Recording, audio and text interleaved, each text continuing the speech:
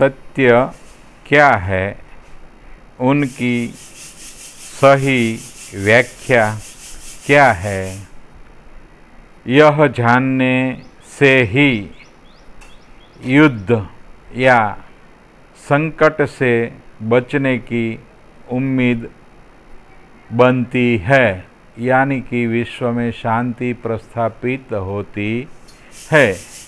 बहुत से लोगों ने सत्य की व्याख्या की है, पर तथागत बुद्ध द्वारा सत्य की सटीक आधार के साथ सत्य को अपने अनुभव के साथ उजागर किया है।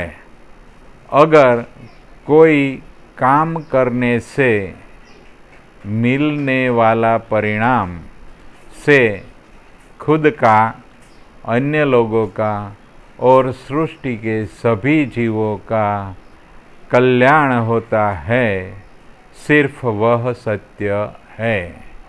उनके मुताबिक आचरण करने वाले या उनकी जैसी करनी करने वाला अगर किसी को उपदेश देने की कोशिश करेगा, तब सामने वाले पर उनकी असर होने की संभावना बढ़ जाती है।